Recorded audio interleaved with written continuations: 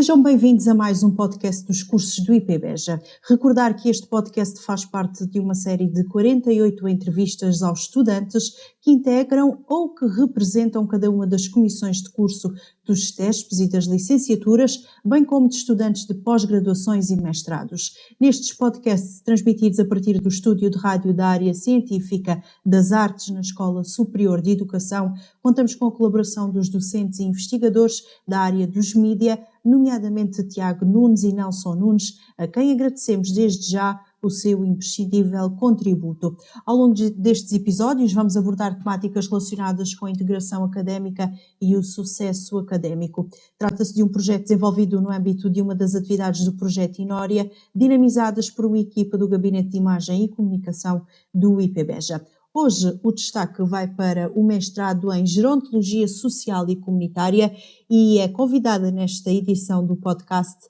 a aluna Gabriela Saraiva. Olá, Gabriela, obrigada pela sua presença.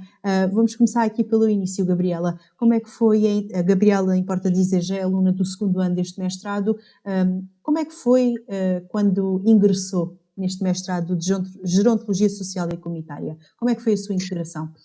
Boa tarde, Ana Teresa. Antes de mais também dizer boa tarde a todas as pessoas que nos vão ouvir aqui. Como é que foi entrar? Eu tenho que recuar só um pouco atrás, que é para contextualizar a minha entrada neste mestrado, para que se entenda bem o percurso e o propósito. Aqui vou falar algumas vezes de propósito porque é um tema que me interessa muito. E o que é que acontece? Eu já não sou uma aluna de 20 ou 20 e poucos anos, como é comum, tenho quase 50, faço 48 brevemente, e a minha vida profissional não começou por esta área da gerontologia. Eu sou licenciada em comunicação, fui jornalista durante cerca de 15 anos, fiz rádio e fiz comunicação institucional numa autarquia. Houve ali um momento de desemprego que me fez refletir muito sobre a minha vida e sobre aquilo que eu queria para mim no futuro. De facto, o jornalismo já não preenchia da maneira que eu pretendia, ou que eu inicialmente, quando tinha 18 anos, escolhi ir para a licenciatura em jornalismo, e houve ali uma fase da minha vida que eu tive mesmo que me recolher em mim mesma e pensar o que é que eu queria fazer no futuro e qual era, portanto, a área em que eu me iria realizar. Nesta procura pelo meu propósito, eu encontrei, e às vezes a vida vai-se resolvendo sozinha, nós vamos dando passos, e nesta procura eu encontrei uma especialização em neurociências, porque naquele momento fez-me sentido tirar aquela especialização. E no âmbito dessa especialização de neurociências, eu deparei-me com a questão das demências e fez muito sentido para mim. E apaixonei-me, digamos assim, pelaquela área. Talvez porque já tinha tido um avô que tinha tido esta patologia, demências, e também porque eu sempre fui uma pessoa muito dada aos meus avós. Eu tive a sorte de crescer com 4 avós, e um dos papéis mais importantes da minha vida foi o de ser neta. E esta questão dos idosos sempre me fez muito sentido.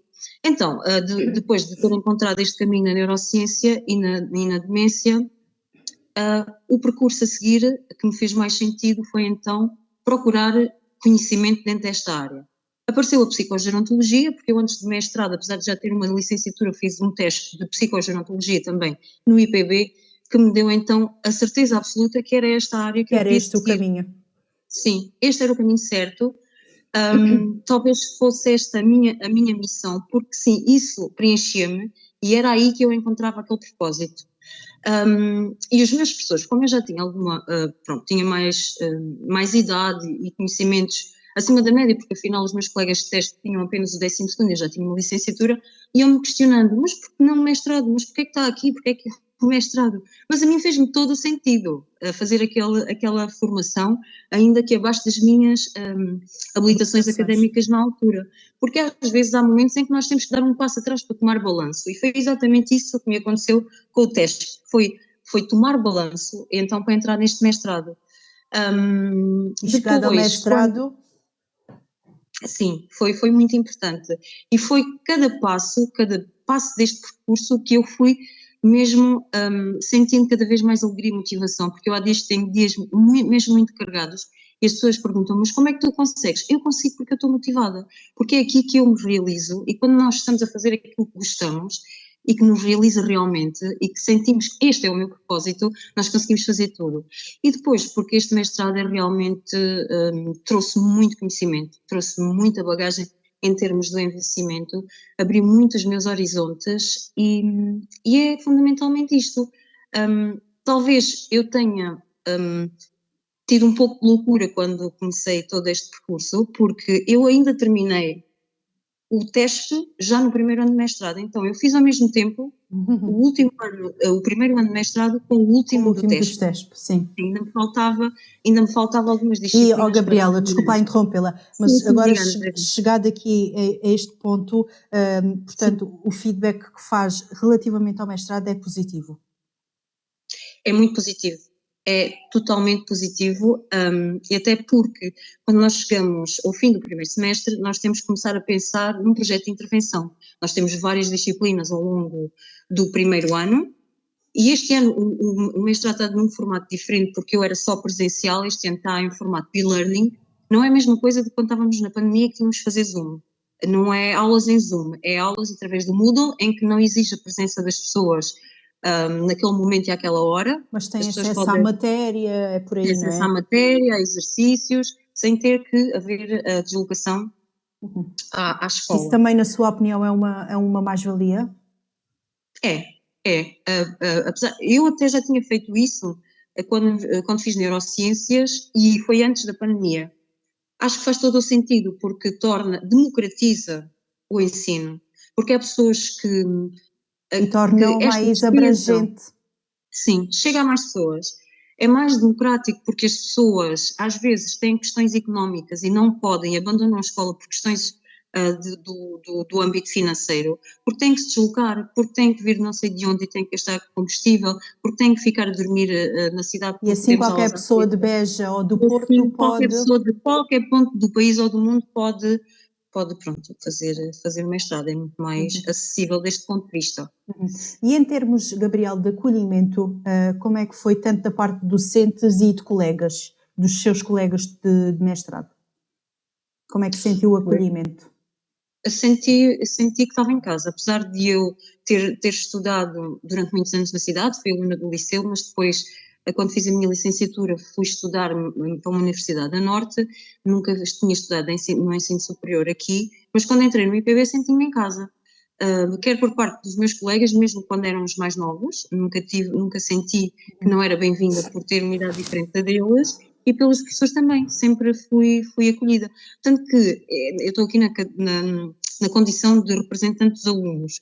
Eu fui eleita num momento em que eu não estava, eu tinha ido fazer uma formação sobre demências fora do país e num desses fins de semana, quando voltei, tinha a novidade, olha, foste eleita para representante dos alunos. E pronto, isso reflete um pouco que fui bem acolhida e que realmente sentia-me em casa no IPB. O IPB é, é confortável, é uma casa.